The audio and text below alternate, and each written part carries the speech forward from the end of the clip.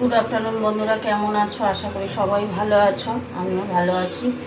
আজকে এই যে চিংড়ি মাছ দিয়ে আবার একটু মোচা বানাবো। চলো, যারা যারা দেখোনি তারা আজকে দেখতে পাবে। ঠিক আছে, চলো রান্নায় ফিরে যাই। চলো রান্নায়। গ্যাসটা জ্বালিয়ে দিয়েছি, সর্ষের তেলে করবো। তেল দিয়ে দিলাম, তেলটা গরম হতে থাক। তেল গরম হয়ে গেছে, শুকনো লঙ্কা তেজপাতা দিয়ে দিলাম।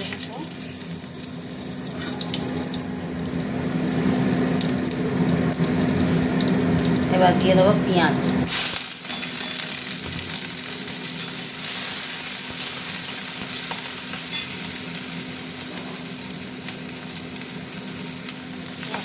ভাজা ভাজা হোক, পেঁয়াজটা ভাজা ভাজা হয়েছে, চিংড়ি মাছগুলো দিয়ে দিলাম।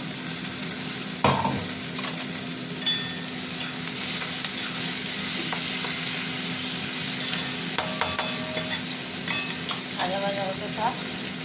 চিংড়ি মাছের সাথে এই টমেটোগুলো একটু দিয়ে দিই। তাতে কি টমেটোটা একটু ভাজা ভাজা হবে, পরে এটাকে ম্যাশ করে দেবো। ভাজা ভাজা হোক, ভালোভাবে ভাজা হয়ে গেছে। এবার আমি মশলা দেবো। আদা রসুনের পেস্ট দিয়ে দিলাম। এবার দিচ্ছি ধনে গুঁড়ো, জিরে গুঁড়ো, হলুদ গুঁড়ো, আর দিচ্ছি লঙ্কা গুঁড়ো। লঙ্কা গুঁড়ো ঘরে বানিয়েছি না, তো এই গুঁড়ো লঙ্কাটা। এবার দেবো একটু নুন,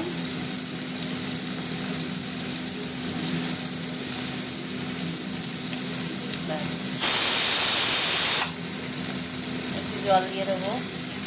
মশলাটা কষতে হবে।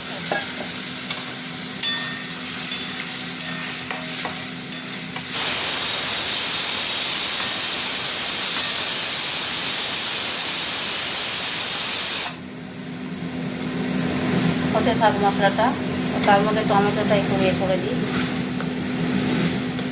এবার টমেটোটা ভাজা হয়ে গেছে, টমেটোটা এ করে দিই।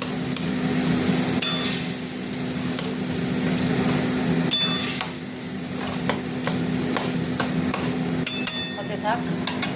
এবার মোচাটা দিয়ে দিলাম।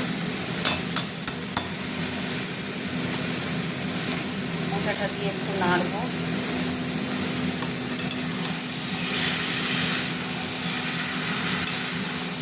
মশলাটা কষা হয়ে এসছে, তারপরে মোচাটা দিলাম।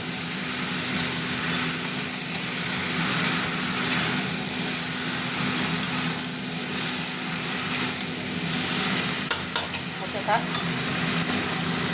মশলা কষা হয়ে গেছে, অল্প করে জল দেবো, যেহেতু সিদ্ধ করা আছে, তো বেশি জল দিলাম না। আর একটু মিষ্টি দিয়ে দেবো।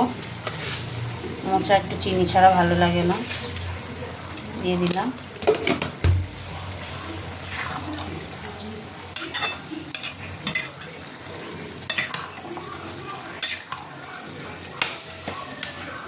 কাঁচা লঙ্কা দিয়েছিলাম, 4টে কাঁচা লঙ্কা দিয়ে দিয়েছিলাম, তখন মোচার মধ্যে ছিল।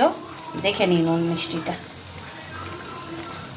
একদম পারফেক্ট বলবো না, একটু দিতে হবে, অল্প করে নুন লাগবে। হাতে করে দেবো নুনটা, অল্প করে নুন ছড়িয়ে দিলাম, নাহলে বেশি হয়ে যাবে। চাপা দিয়ে দিলাম, হতে থাক। গরম মশলা দিয়ে দিলাম। হয়ে এসছে আমার মোচার ঘন্ট, চিংড়ি মাছ দিয়ে মোচার ঘন্ট। চাপা দিয়ে দিচ্ছি। মোচার ঘন্ট বানালাম, দেখলে কেমন করে কমেন্ট করে জানিও। টাটা।